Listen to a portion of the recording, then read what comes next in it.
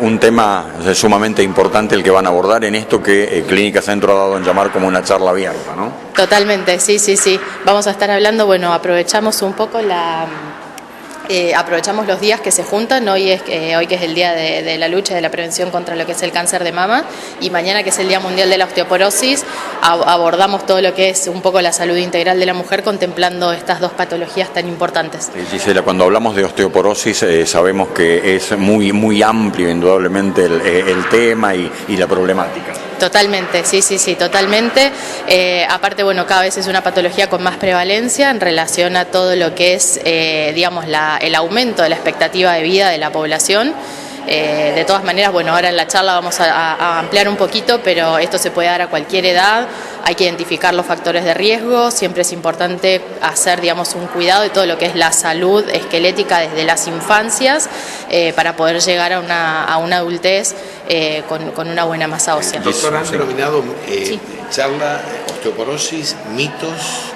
Sí, vamos a estar derribando mitos porque justamente lo que quiero es abordar y hacer un poco de hincapié en las preguntas más frecuentes que suceden y sobre todo los que suceden en el consultorio en realidad, y sobre todos esos mitos que hay un poco urbanos en torno a la osteoporosis, al riesgo de fractura, a cuándo se tiene que hacer la evaluación.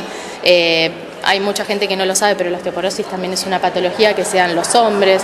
Entonces, bueno, identificar un poco eso, por eso justamente se llama derribando mitos. Sabemos que los huesos, que nuestra estructura, ¿no?, ósea, está conformada por nervios que se van debilitando y en algunos casos no se reponen a tiempo, o sea, no se reponen de la misma manera que se van debilitando.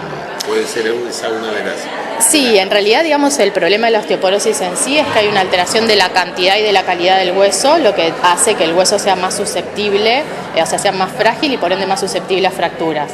Entonces es importante poder hacer una identificación correcta para poder intervenir de manera terapéutica y de esa manera poder minimizar el riesgo de fractura futura. Gisela, antes hablabas de que no hay edades para la osteoporosis, digamos. Sí. ¿Fue cambiando esto con el correr del tiempo? Digo, ¿ahora es mucho más prematuro que antes? No necesariamente. En realidad se está haciendo cada vez más diagnóstico porque justamente se hace hincapié en identificar los pacientes que tienen factores de riesgo. Y fundamentalmente más jóvenes. Exactamente, sí. Por ejemplo, no es lo mismo un paciente que está bajo tratamiento con corticoide que uno que no lo está. Entonces vamos a hacer mucho más foco en esos pacientes que sabemos que pueden desarrollarlo mucho más tempranamente, pueden tener una alteración de esa masa ósea de manera más temprana. Doctora, ¿la osteoporosis golpea la puerta? ¿Da avisos? ¿Da síntomas? Mira, el síntoma de la osteoporosis, cuando ya está instalada, es la fractura. Entonces, justamente lo que buscamos es hacer una prevención mucho más temprana. ¿No hay antes dolor, por ejemplo? No, eso lo vamos a ampliar un poquito ahora en la charla, pero no, porque eso justamente es uno de los mitos.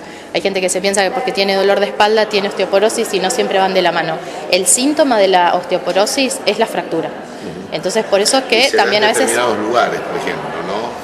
Todo lo que sean fracturas por fragilidad, sí, ante trauma mínimo, exacto. Sí.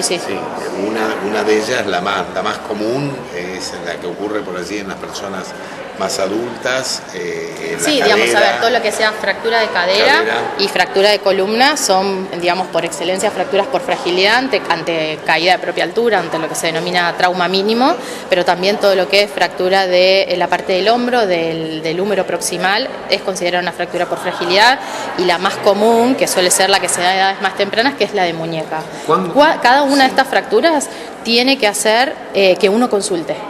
¿Sí? Porque muchas veces los pacientes se fracturan, se atienden digamos en la salita o los ve un traumatólogo, se resuelve el problema en agudo, pero hay de base algo subyacente que no se está atendiendo, que es la parte del metabolismo fosfocálcico. Entonces yo quiero hacer mucho hincapié justamente en eso, en que ante la primer fractura por fragilidad consulten con un especialista. Para tratar de prevenir una segunda fractura. Justamente la pregunta era esa, ¿cuándo la consulta a tiempo? ¿O cuándo es a tiempo la consulta? ¿No? Bueno, digamos, depende de la edad. Las mujeres generalmente cuando entran en la menopausia, el primer año es cuando más masa ósea se pierde. Si tienen factores de riesgo es el momento de hacer un control, digamos, densitométrico, que es con lo que hacemos la el diagnóstico, y si no, está indicada en mujeres a partir de los 60, entre los 60 y los 65 años. A partir de ahí se hace lo que se llama screening, digamos, empezamos a buscar a ver si identificamos o no mujeres o varones osteoporóticos que necesiten algún tipo de tratamiento.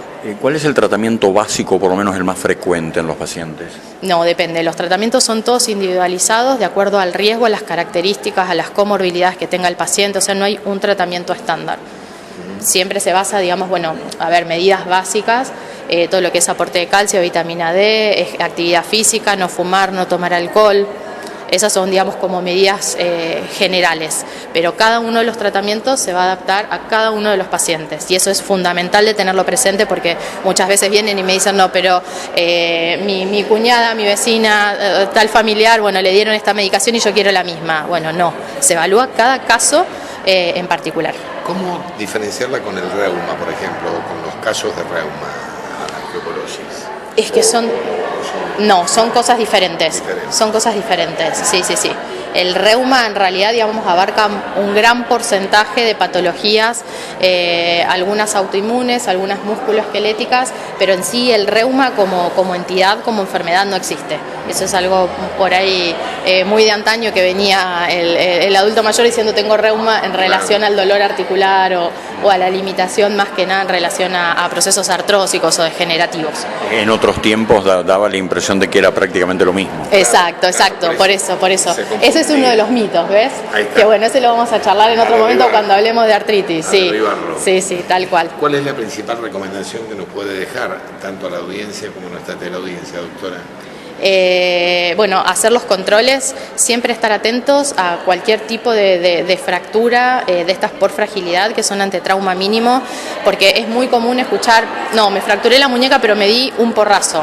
No, o sea, caída de propia altura, uno no debería, digamos, si tiene el esqueleto sano no tiene por qué fracturarse. Entonces eso tiene que ser la primer pauta de alarma.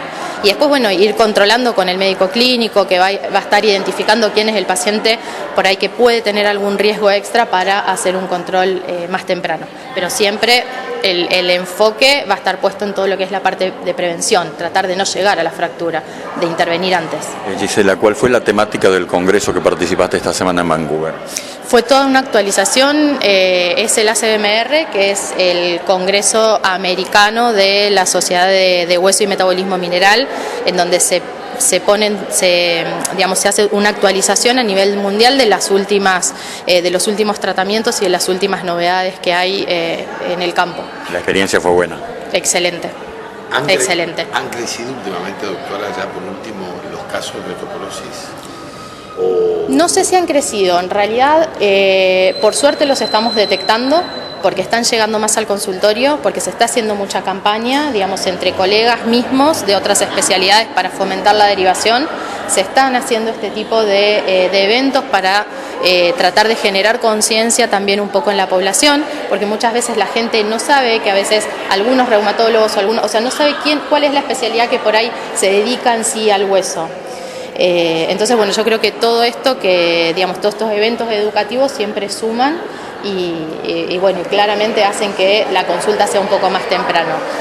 Y esto que les decía recién, que un poco en relación a el aumento de la expectativa de vida, también aparecen más casos.